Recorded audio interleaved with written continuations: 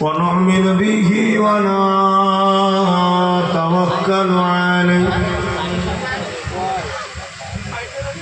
ونعوذ بالله من شرور أنفسنا ومن سيئات أعمالنا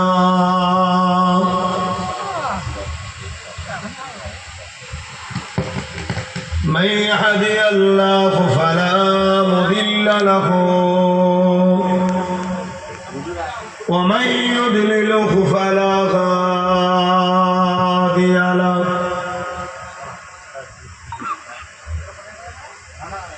ونشهد أن لا إله إلا الله وحده لا شريك له ونشهد أن سيدنا وحبيبنا ومولانا محمدا عبده ورسوله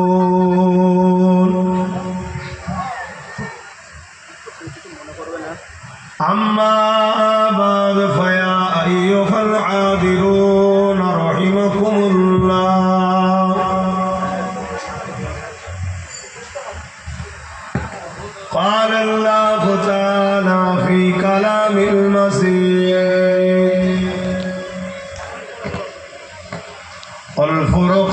والفرقان الحميد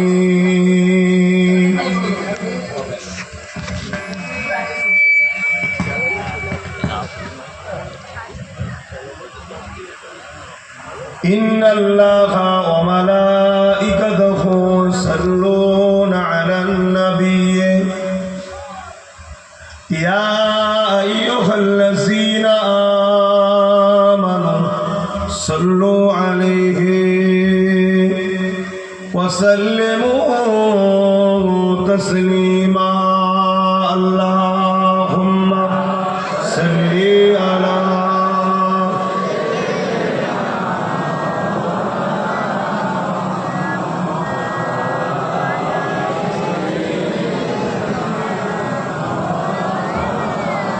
محبت اللهم صل على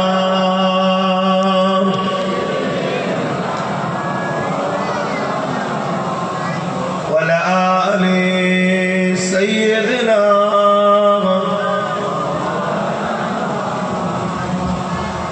मेरे आँखों की बुदली में जलवा मोहम्मद का मेरे दिल के आईने में नक्शा है मोहम्मद का कोई जन्नत में जाएगा कोई दोज़ख में पहुँचे मदीने की तरफ दौड़ दीवाना मोहम्मद का अल्लाहुम्मा सल्ली अला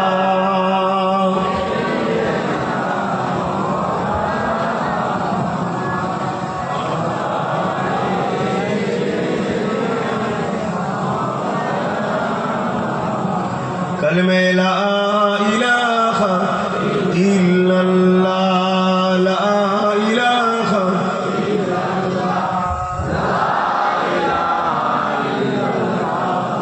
मुहम्मदुर रसूलुल्लाह हस्बी रब्बी जल्लल्लाह मा फी क़ल्बी खैरुल्लाह नूर मुहम्मद सल्लल्लाह हक़ ला इलाहा इल्लल्लाह ला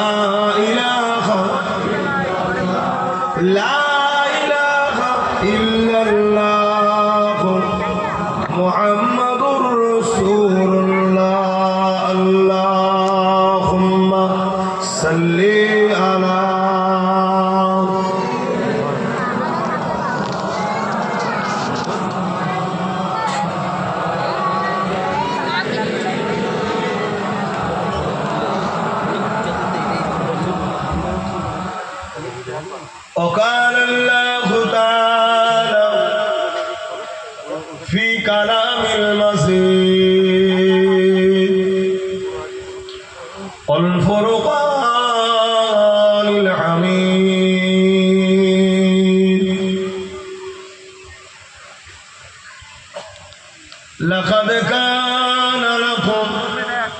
রাসূলিল্লাহি উসওয়াতুন হাসানাহ।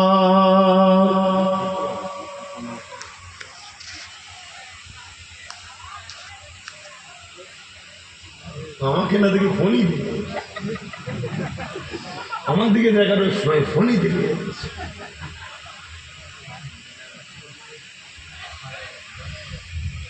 وقال الله تعالى في كلام المسيح والفرقان الحميد وما خلقت الجن والإنس إلا ليعبدون.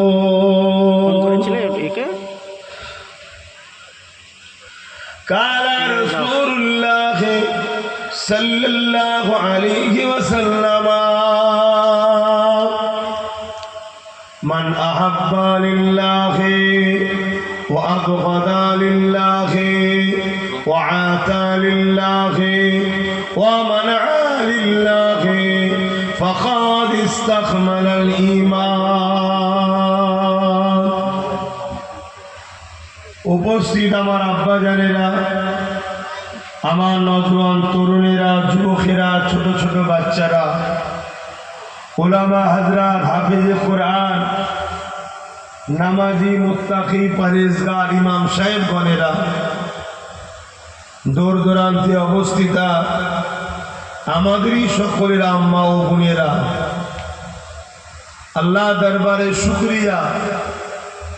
তাম পৃথিবী যেখানে অশান্তির দাবানলে জ্বলছে, ফিতনা, ফাসাদ, খুন খারাপি, দাঙ্গা, হিংসা, রাহাজানি, এরকম একটা ভয়ানক সময়েতেও আল্লাহ আমাদেরকে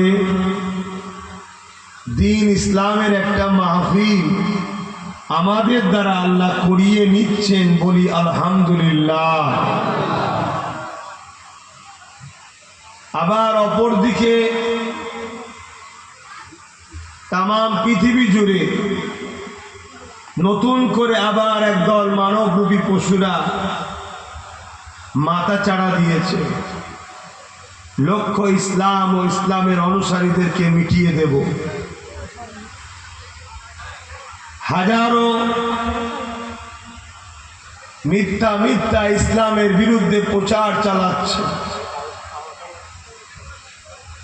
মসজিদ থেকে শুরু করে, মাদ্রাসা থেকে শুরু করে,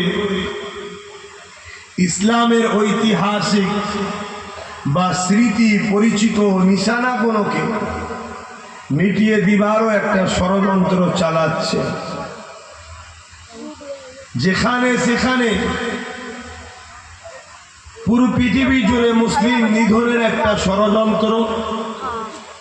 আর সেই হাওয়া বা সেই আবহাওয়া থেকে আমার ভারতবর্ষ আজকে বাদ পড়েনি। যেখানে সেখানে আমার ভাইদেরকে ধরে হত্যা করে দিচ্ছে। কোনো বিচার ব্যবস্থা, কোন রকম বাদ প্রতিবাদ কিছুই না। পুরো দুনিয়া নীরব দর্শকের মতো দেখছে। মুসলিম গণহত্যা হচ্ছে। প্যালেস্টাইন থেকে শুরু করে তাম পৃথিবীতে হাজারো হাজারো লাখো লাখো মুসলিম শিশুদের ঘরে হত্যা করা হচ্ছে। আমার ভারতবর্ষেরও বিভিন্ন রাজ্যে বা আমার বাংলাতেও মুসলিম হওয়ার দরুন অনেক অন্যায় অত্যাচারের শিকার হতে হচ্ছে। কোনো বিচার, কোন রকম সাহায্য কিছুই আমরা পাচ্ছি না। এর মধ্যে দিয়েও আল্লাহ যে আমাদেরকে আজকে দিন ইসলামের একটা আলোচনা মাহফিল করতে দিয়েছেন এবং এসে বসার সুযোগ দিয়েছেন, তাই আরো একবার বলি আলহামদুলিল্লাহ। তবে এই বিশ্বে যা কিছু ঘটছে, ইসলাম ও মুসলমানদের উপরে যে আঘাত,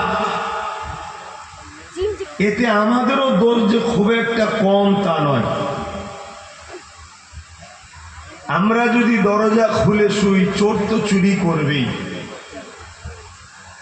আমরা যদি সুযোগ দিই, সন্ত্রাস তো সন্ত্রাসী করবেই। কেন আল্লাহ আমাদেরকে পাঠিয়েছেন দুনিয়ায় খেলাফত করতে, মানুষের প্রতিনিধিত্ব করতে আমরা এসেছি। আমরা সেগুলো ছেড়ে দিয়ে দুনিয়ার বদমাইশ, অসভ্য, সমাজ বিরোধী, চরিত্রহীন তাদের পিছনে আমরা ঘুরে বেড়াচ্ছি। এবং আমাদের কাছে আজকের দিনে আল্লাহ ও রসুলের থেকে দুনিয়া যেন বড় প্রিয় হয়ে দাঁড়িয়েছে।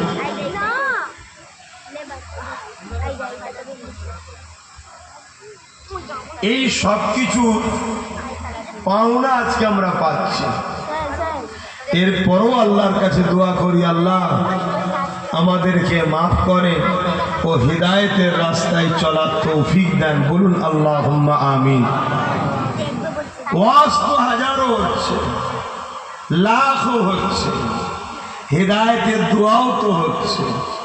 নিজেকেও তো একটু চেষ্টা থাকা দরকার, নিজেরও তো একটু সৎ থাকা দরকার, যাই পরিবর্তন হব। আল্লাহ পাক জাত পাকের কসম করে বলেছেন, আমি সেই সমাজকে কখনো পরিবর্তন করব না যে সমাজ পরিবর্তন হতে না চাইবে। আমরা যেন একটা নিজে থেকেই চাইছি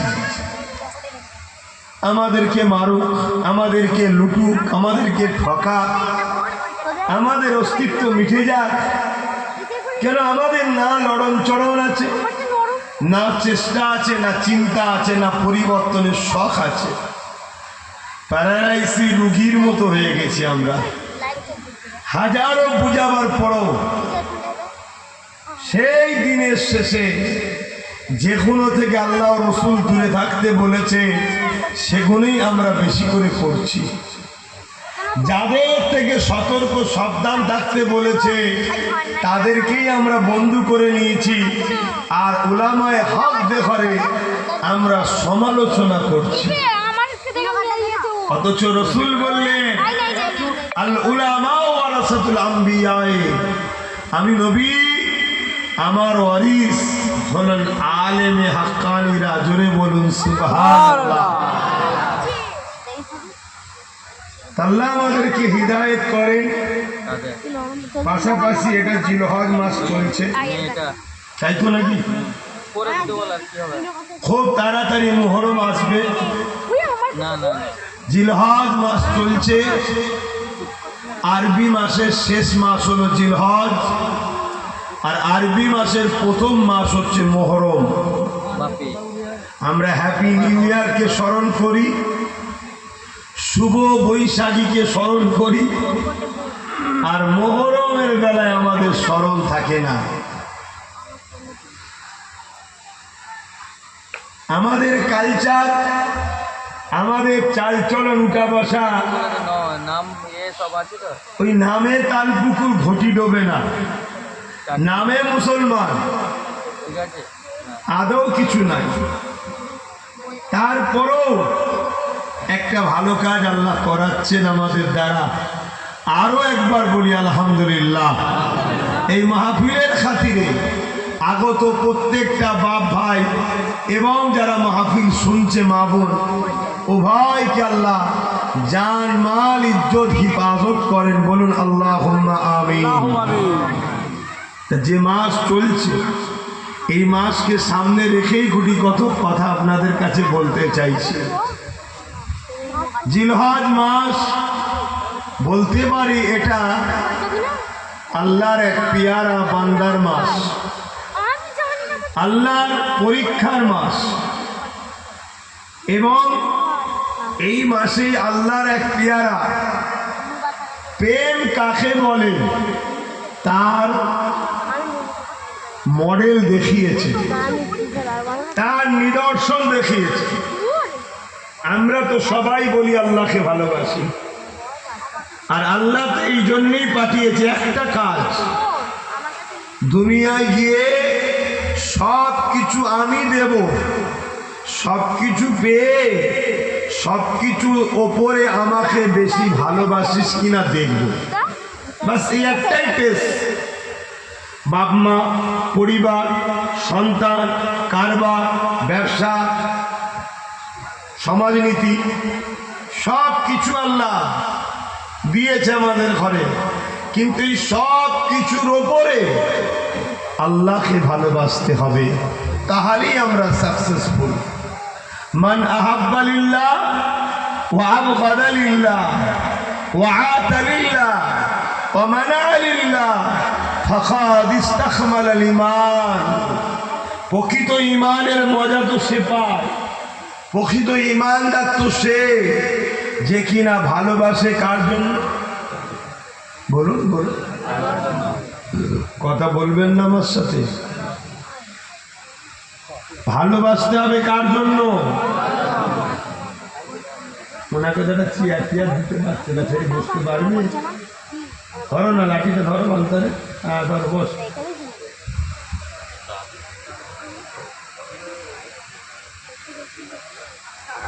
একটু আওয়াজ দেন, ভালোবাসবেন কার জন্য? দুশ্মনী কার জন্য? এবার হালকা গেল কেন?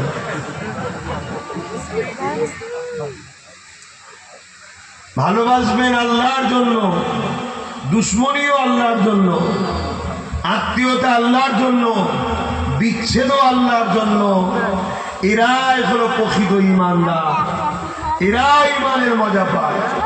তাহলে আমরা নিঃশ্বাসটা টানবো কার জন্য, ছাড়বো কার জন্য? প্রতিটা সেকেন্ড, তার থেকেও ন্যানো সেকেন্ড আমাদের মকসাদ থাকবে সৃষ্টিকর্তা আল্লাহ, আমরা তার সৃষ্টি। আমাদের কোনো রকম নিজের বলে কিছু নাই, সব কিছুটা আল্লাহর উপরে ফানা করে দিতে হবে, তবেই হলো কামিয়াবি। ব্যবসা করছেন, কারবার করছেন, করেন, হঠাৎ করে আপনি ওই মহাজনের সঙ্গে আপনার একটা টক্কর হয়েছে। পথগুলোকে প্রথম বোঝেন, বড় উস্তাকার আপনার, বড় মহাজন, কোটি কোটি টাকার লেনদেন হয়, তার থেকে আপনি কোটি কোটি টাকা বছরে ফায়দা পান।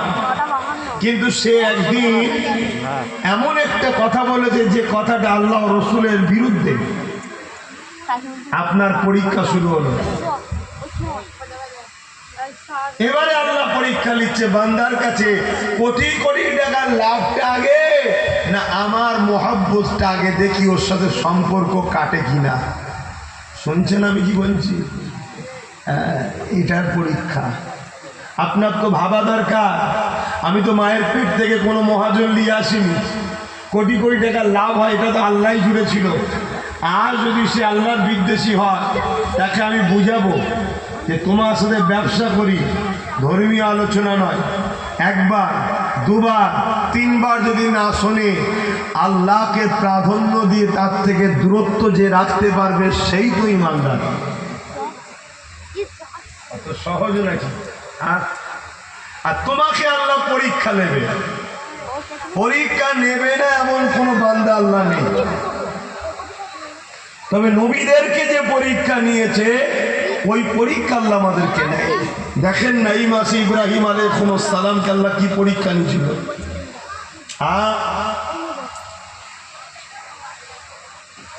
বিয়ে শাদী হয়েছে আম্মাজান হাজরা হুজুরের সাথে, আব্বাজানের।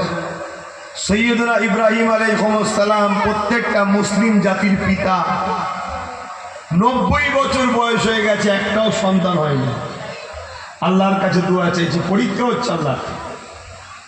90 বছর পর আল্লাহ একটা সন্তান দিলেন। সন্তান তো সন্তান, বুঝাবার জন্য বলছি, আকাশের চাঁদ যেন আম্মা হাজেরার কোলে আল্লাহ দিয়েছে। জোরে বলুন সুবহানাল্লাহ।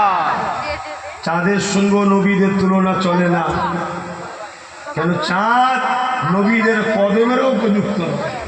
নবীদের সম্মান অনেক বড়, তাদের সৌন্দর্য আরো অনেক বড়, কিন্তু আপনাদের ঘরে দ্বিতীয় কোন ভাষাটা বললে বুঝবেন, এজন্যে চাঁদের কথা বললাম। এত বছর পর একটা বাচ্চা ইব্রাহিম সাল্লাম নিয়ে বড় কোলে আদর করছে, বাপ হয়, বাপ বেটার মহব্বত এটা আল্লাহরই তো দান, মা বেটার মহব্বত আল্লাহরই তো নিয়ামত। হ্যাঁ, দুনিয়ায় আসার আগেই মহব্বত তৈরি হয়ে যাবে। কয়েকদিন যেতে না যেতেই আল্লাহ পাক বলছে, ইব্রাহিম তোমার স্ত্রী আর তোমার বাচ্চাটিকে ওই মরুভূমি এলাকা মক্কায় রেখে আসো। পরীক্ষা দেখছেন, যেখানে না ঘর আছে, না লোকালয় আছে, না পানি আছে, না খাদ্য আছে, পাথর আর বালি। আজকে যে কাবা দেখছেন, তখন তো কাবা ছিল না, নূহ আলাইহিস সালামের প্লাবনে ধ্বংস হয়ে গিয়েছিল। কাবা অনেক আগে কারেন। তারপরে কি বলে, পাহাড় আর বালি, কঠিন গরম জায়গা, কয়েকদিনের বাচ্চা। আল্লাহ বলছে, ইব্রাহিম তোমার স্ত্রী আর তোমার বাচ্চাকে রেখে আসো বলে। ইব্রাহিম আলাইহিস সালাম একবারও জিজ্ঞেস করেন যে আল্লাহ, লোকহীন, লোক নেই, খাদ্য নেই, পানি নেই, গরম পাথর বালি এলাকায় আমার বাচ্চা স্ত্রীকে রেখে আসবো, কি ব্যাপার আল্লাহ? জিজ্ঞেস করেন। আল্লাহ বাদে হুকুম করেছে, ইব্রাহিম আলাইহিস সালাম দেরি না করে স্ত্রীকে নিয়ে এবং সন্তানকে নিয়ে ওই লোকহীন জায়গায়, নিরিবিলি জায়গাতে, ওই মক্কা যেখানে রয়েছে, ওই পাহাড় পাথর এলাকাতে যেখানে পানি খাদ্য কিছু নাই, ওই জায়গাতে আম্মা জান হযরতে হাজেরা আর হযরত ইসমাঈল আলাইহিস সালামকে কয়েকদিনের বাচ্চা আল্লাহর হুকুম পালনের জন্য ওই জায়গায় রেখে দিলে।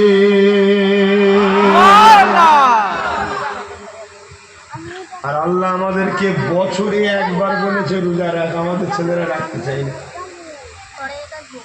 বলুন, কিন্তু পরীক্ষা আল্লাহ, দেখি আমার কথা শোনে কিনা। বছরে একবার, এক মাস আল্লাহ রোজা ফরজ করেছে। তাও ওই রোজা আমাদের শরীরের জন্য আপডেট। মোবাইলে ভাইরাস ঢোকে না, শুরু में लिए যান, শুরু में অ্যান্টিভাইরাস মারে, মোবাইল কিছুক্ষণ পরে পুরো ওপেন হয়, ফ্রি হয়, নতুন হয়ে যায়। 11টা মাস ধরে আমাদের শরীরে অ্যান্টিভাইরাস যায়, খাদ্যের দ্বারা, আবহাওয়ার দ্বারা, বিভিন্ন জিনিসের মাধ্যম দিয়ে চলে যাচ্ছে, যে কোনো শরীরে ব্যাড ব্যাকটেরিয়া ক্ষতি করছে। এক মাস রোজা হলো আমাদের জন্য অ্যান্টিভাইরাস, আল্লাহ আপডেট করে নতুন শরীর দেয়। জোরে বলুন সুবহানাল্লাহ। এটা তো আমাদের উপকার, আমরা সেটাই রাখি। আব্বা জান ইব্রাহিম আলাইহিস সালাম আল্লাহ পাকের হুকুম শুনে ওই জায়গায় যখন রেখে দিয়ে চলে আসেন, চলে আসার যখন চলে আসতে লেগেছে, উটের পিঠেতে আব্বা জান উঠেছে। ওই সময় আম্মা জান হাজেরা হযরত ইসমাঈল আলাইহিস সালামকে নিয়ে কোলে কোলে বসে রয়েছে। যখন ইব্রাহিম আলাইহিস সালাম উটের পিঠে উঠেছে রওনা দেবে, সঙ্গে সঙ্গে আম্মা জান হযরত হাজেরা আলাইহিস সালাম বলতে লেগেছে, এ আমার আম্মারা, এ আমার বোনেরা, খেয়াল করে শোনো, আজ আমি আপনি কি করতে লেগেছে।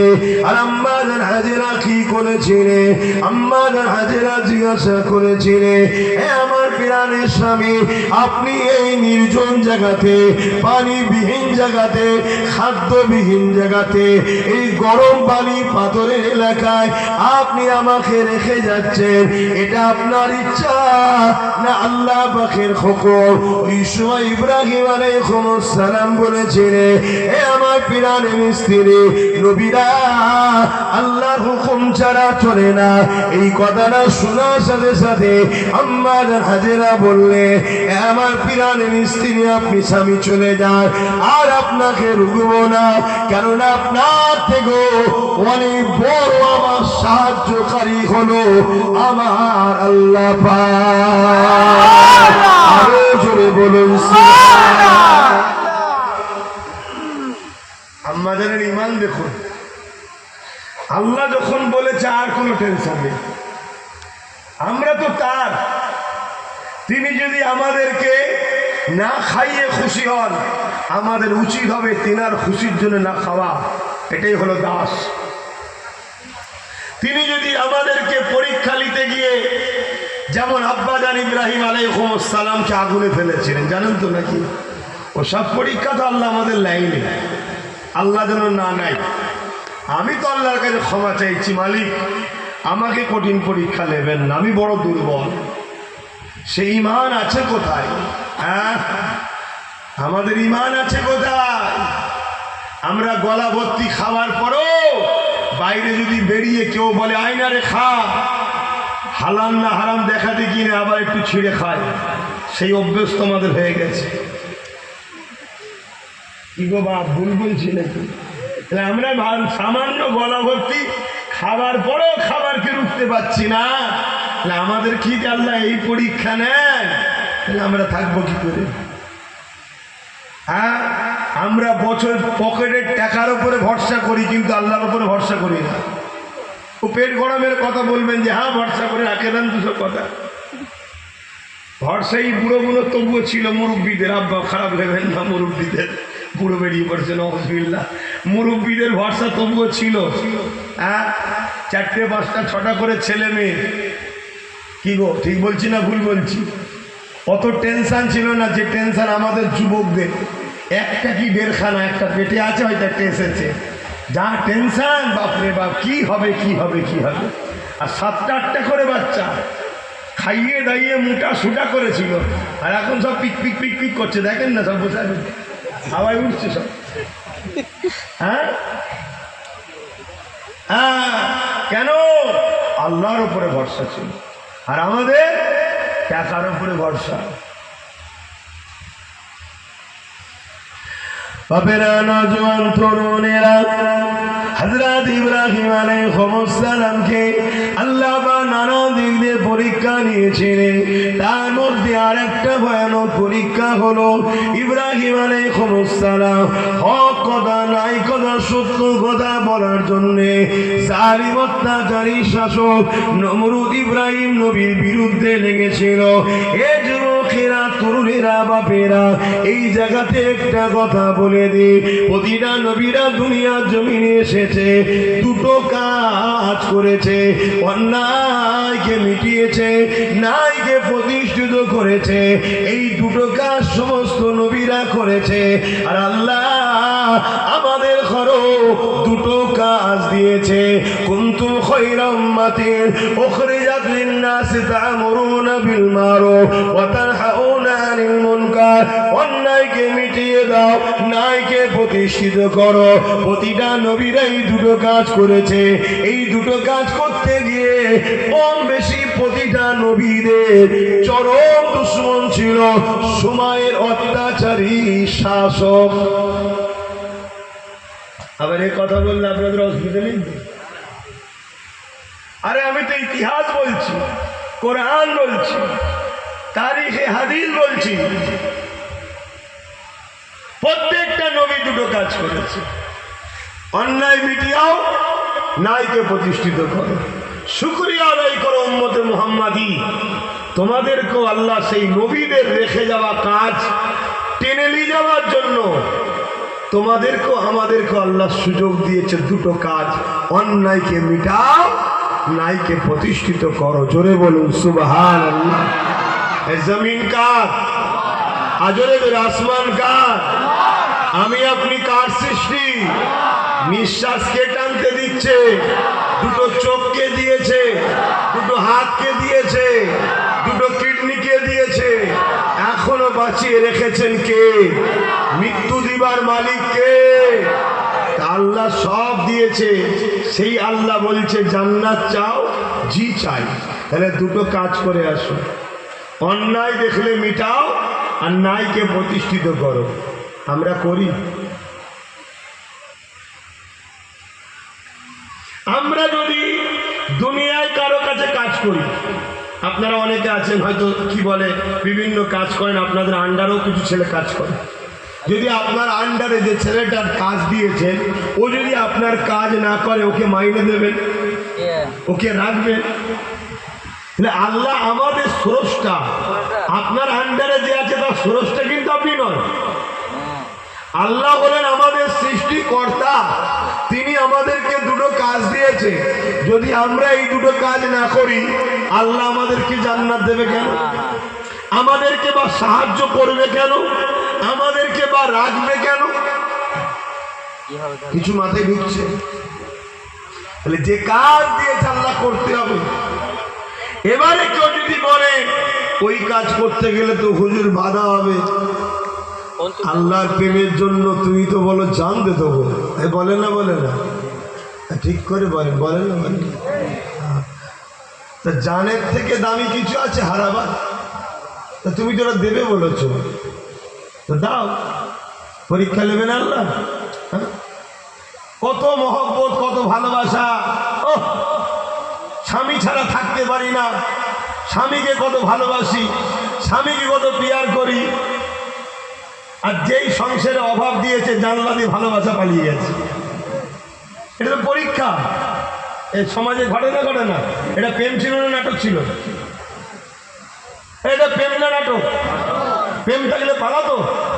তাহলে আমরা বলছি আল্লাহ তোমার জন্য জানতে দেবো, তোমার জন্য সব কুরবান করে দেবো। আর যেই হক কথা বলার ব্যাপার এসেছে অমনি দেখছে হক কথা বললে দেখুনি থানা থেকে পুলিশ আসতে পারে, অমনি চুপ করে আছে।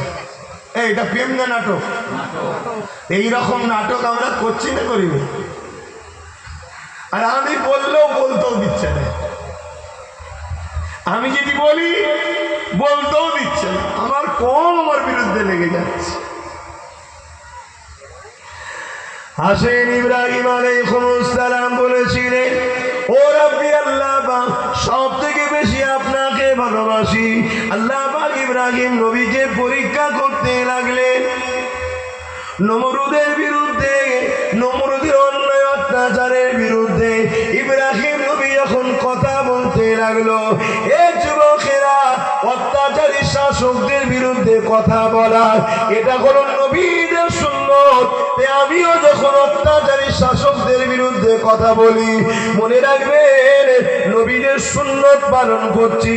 হতে পারে আপনার কাছে ওই অত্যাচারী শাসক প্রিয় হতে পারে, কারণ আপনি গুমরাহির মধ্যে আছেন, আপনি অন্ধকারের মধ্যে রয়েছে। কিন্তু আল্লাহ আমাকে দ্বীনের জ্ঞান দিয়েছে, আল্লাহ আমাকে আলেম বানিয়েছে। আমার জন্য দায়িত্ব হলো অন্যায়ের বিরুদ্ধে বলা। এই অন্যায়ের বিরুদ্ধে যখন বলি, এই জায়গায় তুমি যদি আমার সমালোচনা করো না জানি তোমার ইমানের ক্ষতি হয়ে যেতে পারে।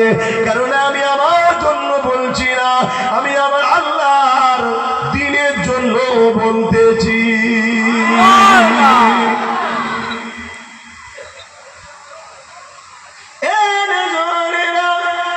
হযরত ইব্রাহিম আলাইহিস সালাম যখন নমরুদের অত্যাচারের বিরুদ্ধে বলল, নমরুদ কি করেছিল একটু বলবো? শুনলে শুধু হবে না, আজকে নমরুদ কেউ আছে নাকি মিলাতে হবে? মিলাতে হবে না? যদি না মিলাতে পারো, ইব্রাহিম নবী নমরুদের বিরোধী করলা, তুমি আজকে নমরুদ জিন্দাবাদ, নমরুদ জিন্দাবাদ, তাহলে জাহান্নামে তো যেতে হবে। তাহলে মিলাতে হবে না? হবে না? নমরুদ ছিল অত্যাচারী, ফ্যাসিস্ট, স্বৈরাচারী একজন শাসক। মানুষের অধিকারকে হরণ করত, মানুষকে গোলাম বানিয়েছিল, মানুষকে কৃতদাস দাসী বানিয়েছিল। মানুষের কোনো রাইট ছিল না, মানুষের কোনো অধিকার ছিল না। নমরুদের যারা সঙ্গপাঙ্গ ছিল তারা মানুষের বেটিদের ইজ্জত আবরু লুটত, কোনো বিচার হতো না, কেস হতো না। নমরুদ প্রজাদের ঘরে ক্ষুধার্ত রাখত, গরিব বানিয়ে রাখত। আর নমরুদ তাদেরকে জানটুকু বাঁচার মতো খেতে দিত। কেন? বেশি চলে গেলে আমাকে যদি না মানে, তাই গোলাম যত হবে সামান্য ভিক্ষায় আমার তাবেদারি করবে। এই ছিল নমরুদের কালচার। নমরুদ মানব সুরাতে একটা হিংস্র পশুর থেকেও খারাপ ছিল। তাহলে আজকেও যদি কেউ ক্ষমতার জোরে গরিবকে লোটে, অসহায়কে লোটে, মিথ্যা কেস দেয়, মানুষের উপর অত্যাচার করে, মানুষের প্রভু সাজার স্বপ্ন দেখে, মানুষকে কৃতদাস দাসী বানায়, মানুষের অধিকারকে হরণ করে, তাহলে তারা আজকের দিনের নমরুদ। তা আমরা যদি ইব্রাহিম নবীর উত্তরসূরি হই, সেদিন আমাদের বাপ যেন নমরুদের বিরোধী করেছিল, আজকে এদেরও বিরোধী আমাদের করা ইমানি দায়িত্ব আছে না নাই? কোন হুজুর করবে, কোন মুফতি মৌলানা করবে, কোন বক্তা করবে, ওটা আমার জানার বিষয় নয়। আমাকে করতে হবে, আমি করি। শুনছেন তো নাকি? কে বেশি বোঝে, কে ছোট বোঝে বুঝি না, এতটুকু বুঝি রসুল বললেন আখরি জামানায় আসমানের নিচে জমিনের ওপরে সব থেকে নিকৃষ্ট হবে একদল আলেমরা। কে বলল? কে বলছে? বলুন বলুন, কাদের কথা বলেছে? প্যান্ট শার্ট পরা দাড়ি ছাতাগুলির কথা? সব থেকে নিকৃষ্ট কাদের কথা বলেছে? সবাই নয়, একদম। আলেম ছাড়া একটা মানুষ বাঁচতে পারবে না, আলেম ছাড়া কোনো মুসলমান একটা কদম আগাতে পারবে না।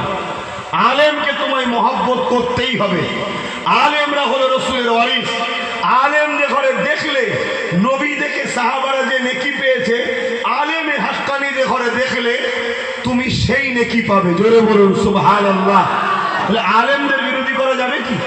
কিন্তু রসুল বলছে একদল আলেম জমিনের নিচে, উপরে আসমানের নিচে সব থেকে হবে নিকৃষ্ট, মানে শরীর থেকেও। শুনছেন তো নাকি?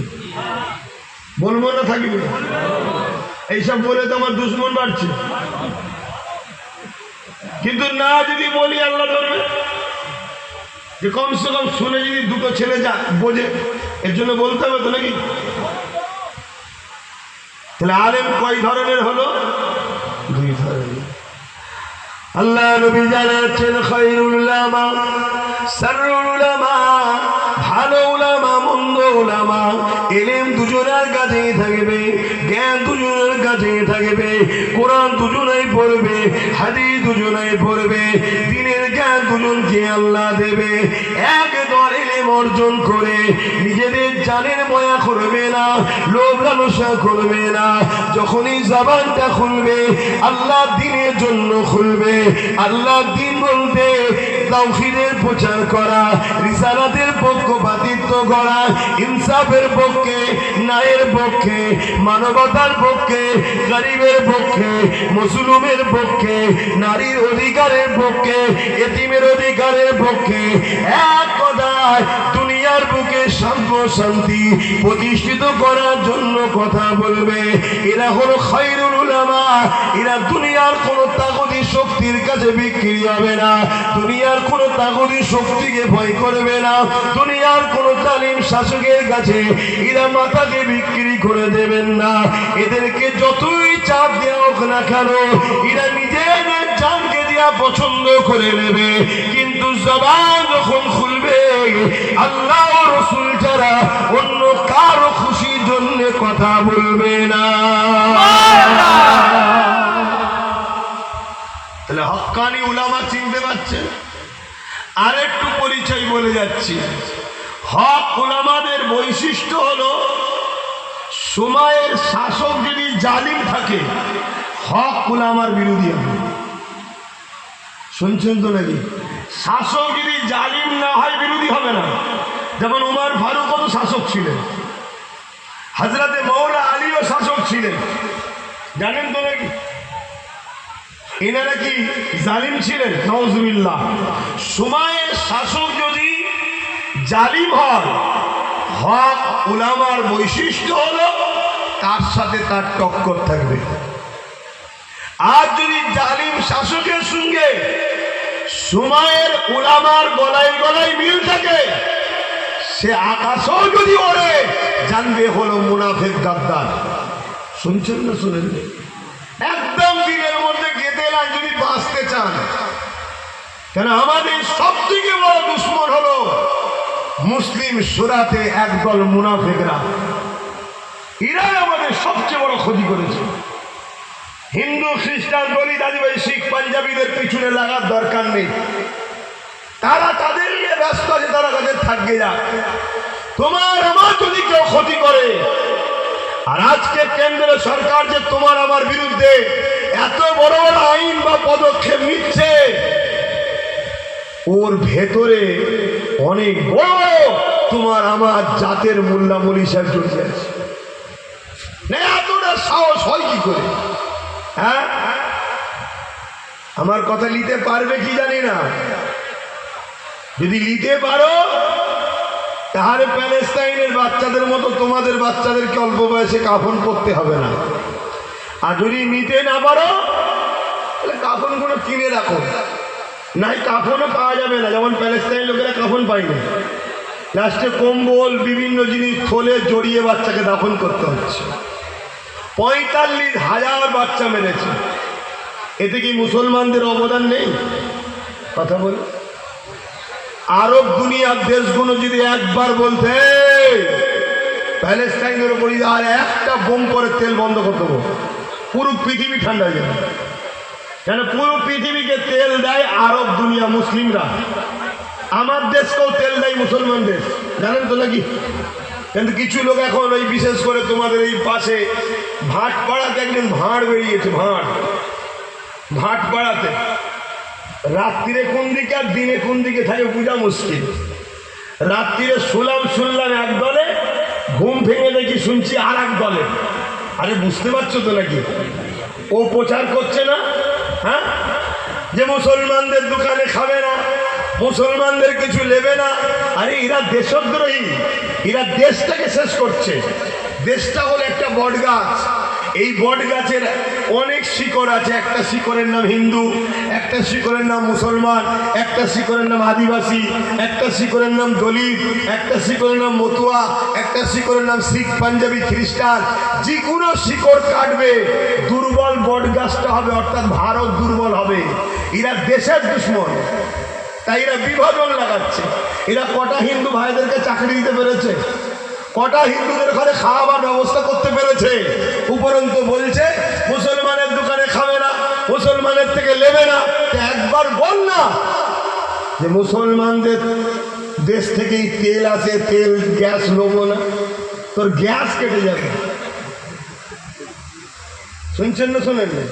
এসব নিজের দেশকে শেষ করার প্ল্যান। যাক, আমি একটু দেশের কথা বলে ফেললাম, আমার কারো অসুবিধা হলো না তো? কারণ এটাও তো আমার কম জানে না, দেশকে ভালোবাসা এটাও ইসলামেরই হুকুম। এবং নিজের মাতৃভূমির জন্য চোখের পানি আমার রসুল নিজে বার করেছেন। জোরে বলুন সুবহানাল্লাহ। তাহলে আমরা আমাদের মাতৃভূমি ভারতের জন্য আমরা চোখের পানি ফেলবো, ভারতের জন্য আমরা লড়বো, ভারতের জন্য কথা বলবো, ভারতের সার্বভৌমত্ব নিরাপদে রাখবো। এটা আমাদের ইমানি ধর্মীয় একটা দায়িত্ব। জোরে বলুন সুবহানাল্লাহ। ব্যাপারটা ওটা নয়, ব্যাপারটাই যুব সমাজকে আমার কওমের একদল লোক শুধু শিখিয়েছে কি জানেন? এই বেশি লাফালাফি করিস নি, নামাজ পড়, সুবহানাল্লাহ, আল্লাহু আকবার, তাসবিহ পড়। আমরা সব জান্নাত লোক, জান্নাত, শুধু জান্নাতের স্বপ্ন দেখাচ্ছে। জান্নাত লোক, গ্রামের গরিব খেতে পাই না, বলছে জান্নাতে যাব। এতিমের খোঁজ নেই না, বলছে জান্নাতে যাব। বিধবার খোঁজ নেই না, বলছে জান্নাতে যাব। মজলুমের সাথ দেয় না, বলছে জান্নাতে যাব। অন্যায়ের বিরোধী করে না, বলছে জান্নাতে যাব। আমাদেরকে গোমরাহ করা হচ্ছে, গোমরাহ। আর এই গোমরাহ হওয়ার জন্য আজকে সব জায়গায় মাথায় বসে আছে অন্যজনরা। এর কাছে যে হাত পাততে হচ্ছে, বলছে বেরো, ওর কাছে হাত পাততে হচ্ছে, বেরো, এর কাছে হাত পাততে হচ্ছে, বেরো। না আমার ছেলে চাকরি পাচ্ছে, না আমার পরিবার চিকিৎসা পাচ্ছে, না আমাদের রুজি রুটি ঠিকভাবে হচ্ছে। এই সব মুনাফিক গাদ্দারদের পাল্লাই পড়ে আমরা শেষ হয়ে গেছি। ভুল বলছি? অসুবিধা হচ্ছে? হুজুরি সব কথা বলবে কেন, তাই তো? তাহলে তওবা করে দিচ্ছি একবার। আরে হাজারো হুজুর আছে, হাজারো ওয়াজ করে, একটা হুজুরের এরকমও দরকার আছে। হাজার হুজুরের উচিত আমার সাপোর্ট করা, সাপোর্ট না করে তখন বিরোধী করছে। আব্বাসকে লিজাজ নেই, ঝামেলা হবে। আমায় লিজা ফ্রিতে করে দেবো। এরকমও হুজুর বেরিয়েছে বাজারে, শুনছেন না শোনেন না? হ্যাঁ, যোকে ক্যান্সেল করে দাও, আমি ফ্রি জলসা করে দেবো। বাবা, আমি ছোটবেলায় যখন বাইরে পড়তাম, কলকাতায় একদিন এসেছি, কলকাতায় এসে দেখছি ফ্রিতে সব দিচ্ছে, ফ্রিতে।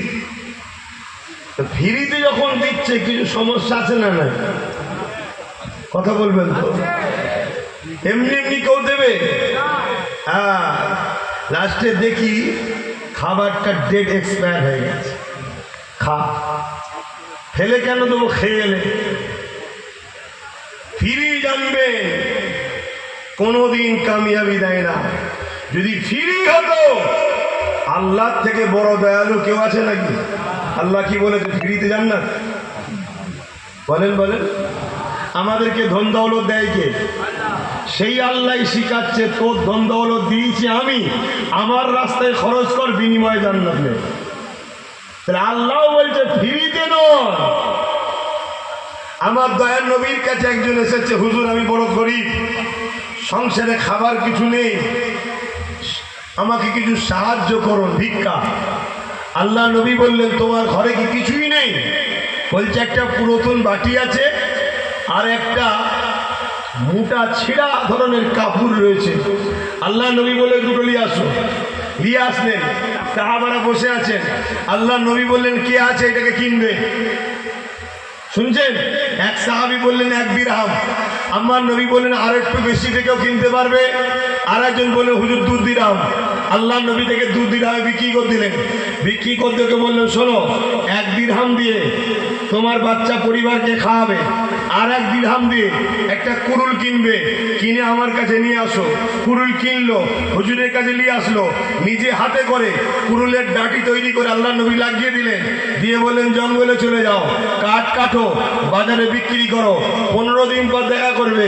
15 দিন পরে সে এসছে, এসে বলছে, হুজুর আমার সংসারে আর কোনো অভাব নেই, খুব আরামে চলছে। জোরে বলুন সুবহানাল্লাহ। আর যদি ভিক্ষা চাইতো, সবার কাছে মাথা হাট করে দাঁড়িয়ে থাকতো। আল্লাহ নবী বললেন, ভিক্ষা চেও না, কিয়ামতের দিন তারা বড় লজ্জিত হবে। আল্লাহ সুস্থ শরীর দিয়েছে, খাটো, আমরা ভিক্ষার দিকে চলে